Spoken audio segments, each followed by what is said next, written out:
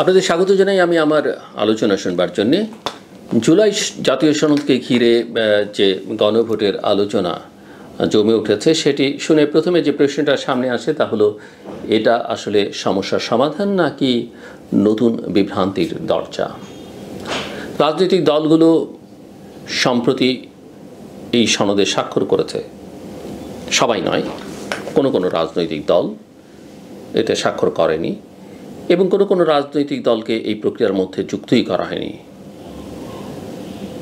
কিন্তু সনদের প্রতিটি ধারা নিয়ে এখনও পূর্ণ রাজনৈতিক ঐকমত্য না থাকলে এবং জনমানসে তার বোধগম্য ব্যাখ্যা পৌঁছানো না গেলে এই যে এটিকে বৈধতা দেবার যে সাংবিধানিক প্রক্রিয়ার কথা বলা হচ্ছে বা বিশেষ করে গণভোটের কথা বলা হচ্ছে, সেই গণভোট কীভাবে একটি অর্থবহ ন্যায়সঙ্গত পদ্ধতি হতে পারে?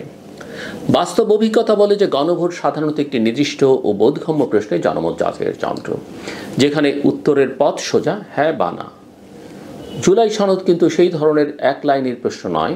এখানে আছে সাংবিধানিক পুনর্বিন্যাস, প্রাতিষ্ঠানিক সংস্কার, ট্রানজিশনাল জাস্টিস, নির্বাচন পরিচালনা, এমনকি রাষ্ট্রচিন্তার স্তরভিত্তিক কিছু নীতি নির্দেশনা।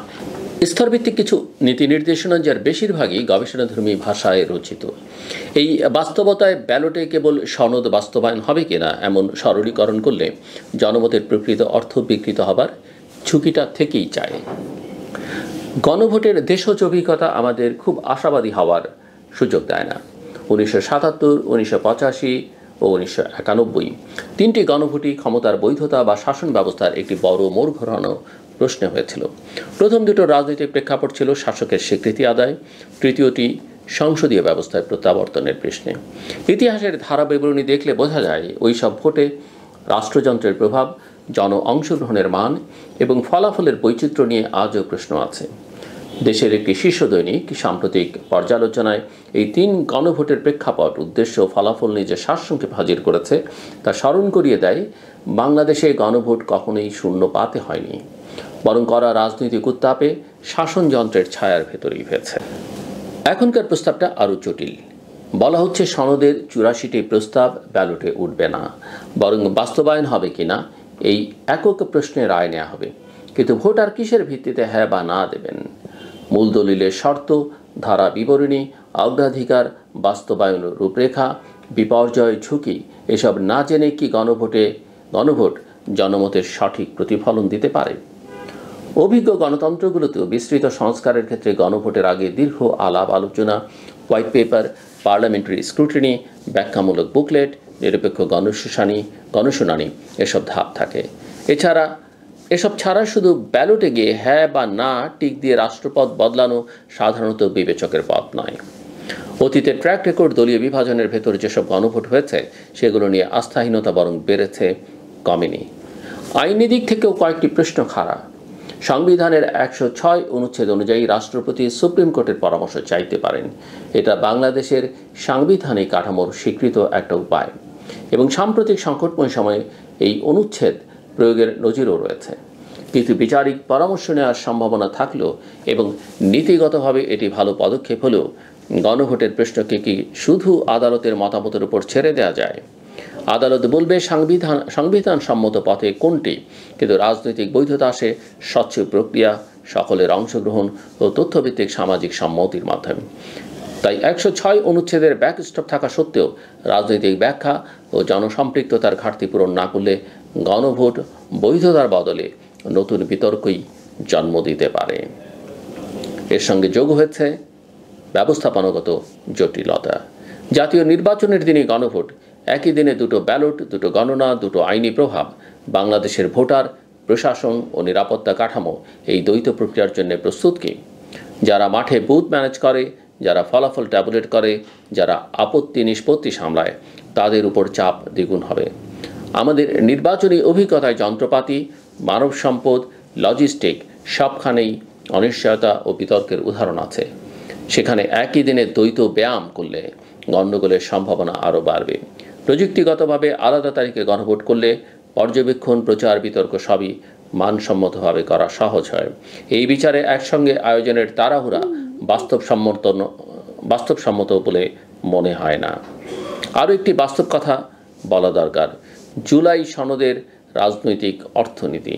যে সনদের উপর গণভোট চিন্তা করা হচ্ছে সেটি শুধু প্রতিষ্ঠান সংস্কারের কথা বলে না, ক্ষমতার ভাগাভাগি, জবাবদিহিতার নতুন সূত্র এবং আগামীর ক্ষমতার কাঠামো নিয়ে সমীকরণ টেনে দেয়।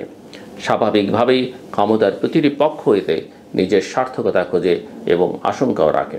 সনদের একটি বিশেষ ধারা যদি সংবিধানের ঊর্ধ্বে মর্যাদা দেওয়ার ব্যাখ্যায় চলে আসে, তাহলে আদালত, নির্বাহী ও আইনসভা তিন পক্ষের মধ্যে নতুন টানাপোড়েন তৈরির ঝুঁকি থাকে। এই ঝুঁকিগুলো প্রকাশ্যে আলোচনা, উদাহরণসহ ব্যাখ্যা, বিকল্প নকশা এইসব না দিলে ব্যালট বাক্সে জনরায় নেওয়া মানে ভোটারকে ব্লাইন্ড চয়েসে ঠেলে দেয়া। এরই মধ্যে রাষ্ট্র পরিচালনার অগ্রাধিকার বাছাই নিয়েও জন আলোচনায় প্রশ্ন উঠেছে। বিশ্ব খাদ্য ফোরামের মতো বহুপাক্ষিক আয়োজনে সরকার প্রধানের উপস্থিতি আন্তর্জাতিক দৃশ্যমানতার জন্য গুরুত্বপূর্ণ হতে পারে। এবছর রোমে 10 থেকে 17 অক্টোবরের আসর, এটাই এফিওর 80 বছর পূর্তির প্রেক্ষাপটে একটি সিগনেচার উইক। কিন্তু অভ্যন্তরীণ সংকট, নির্বাচনী প্রস্তুতি, প্রাতিষ্ঠানিক সংস্কার সব মিলিয়ে যখন দেশের ভেতরে কাজের চাপ তুঙ্গে, তখন ঘন ঘন বিদেশ সফর বা বৃহৎ প্রতিনিধি দলের ব্যয়বহুল যাতায়াত জনমনে প্রশ্ন তুলতেই পারে। আমাদের দেশে দুর্বল আস্থার পরিবেশে প্রতিটি অগ্রাধিকারকে ব্যাখ্যা করে নিতে হয়। আন্তর্জাতিক মঞ্চে কথা বলা মূল্যবান, কিন্তু ঘরের ভেতর বিশ্বাস সংকট না সামলে বাইরের করতালি টেকসই স্বীকৃতি আনে না। সাম্প্রতিক সময়ে বড় প্রতিনিধি দল নিয়ে জাতিসংঘ অধিবেশনে যাওয়ার সিদ্ধান্ত নিয়ে দুর্নীতি বিরোধী সংস্থার সমালোচনা দেখিয়েছে। জনমত আজ অপটিক্স নিয়ে খুবই সেন্সিটিভ। এবং সবচেয়ে বড় কথা, নির্বাচনকে কেন্দ্র করে বিশ্বাস ফিরিয়ে আনতে হবে। সঠিক সময়ে গ্রহণযোগ্য মানদণ্ডে সব দলের আস্থায় একটি নির্বাচন না হলে যে কোনো গণভোটই জনবিচারে উপরি চাদর বলে মনে হবে। শুধু গণভোট নয়, মূলত জাতীয় সংসদ নির্বাচনের ক্ষেত্রে এই কথা আরও বিশেষভাবে প্রযোজ্য। মূল সমস্যাটিকে আড়াল করার চেষ্টায় আরও অবিশ্বাস জমবে।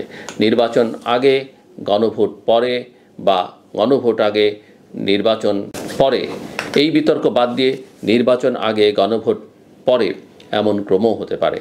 তাতে নির্বাচিত সংসদ সনদের ঝুলে থাকা ধারাগুলোকে হাউসের আলোচনায় এনে প্রয়োজনীয় সংশোধন সহ আইনি রূপ দেবে এবং এতে গণভোটের দরকার পড়লে তার নির্দিষ্ট প্রশ্নের সীমিত পরিসরে স্বচ্ছ বিধান দিয়ে করা যাবে। গণতন্ত্রের পথ বহুস্তরীয়। ব্যালট শুধু একটি স্তর, তার আগে থাকে ব্যাখ্যা পর্ব, সম্মতি পর্ব এবং বিশ্বাস পর্ব। এই মুহূর্তে সরকার ও রাজনৈতিক নেতৃত্বের জন্য সবচেয়ে জরুরি কাজ অগ্রাধিকারকে বাস্তবতার সাথে মিলিয়ে নেওয়া। হাসপাতাল, ওষুধ, শিক্ষা, আইন শৃঙ্খলা, আদালতের স্বচ্ছতা এসব দৈনন্দিন রাষ্ট্রসেবায় সাধারণ মানুষ পরিবর্তন দেখতে চায়। বড় নকশা, বড় প্রতিশ্রুতি এসবের গুরুত্ব থাকলেও নাগরিকের দৈনন্দিন অভিজ্ঞতা না বদলালে রাজনৈতিক দলিলের নৈতিক কর্তৃত্ব টেকে না।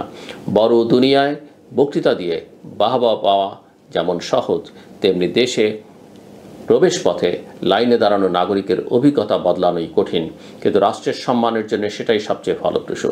আন্তর্জাতিক ফোরামে উপস্থিতি, বৈশ্বিক নেটওয়ার্কিং সবই দরকার, কিন্তু তা যেন দেশের অভ্যন্তরের আস্থার ফাঁক ঢাকার কৌশল না হয়ে ওঠে, সেটা নিশ্চিত করতে হবে।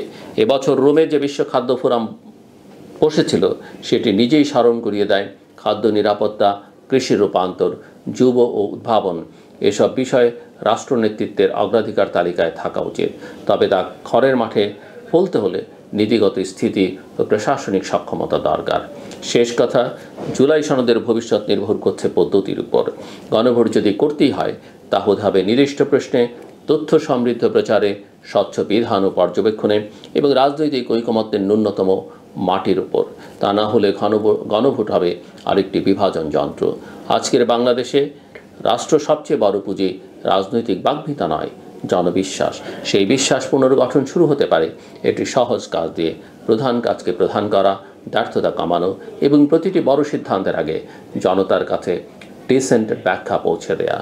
গণভোটের ব্যালটের চেয়ে বড় হলো এই ব্যাখ্যার ব্যালট। এখানেই জিতলে বাক্সে জিততে হয় না, দেশই জিতে। আমার কথা শুনবার জন্যে আপনাদের অসংখ্য ধন্যবাদ। আপনাদের সবার জন্য শুভকামনা।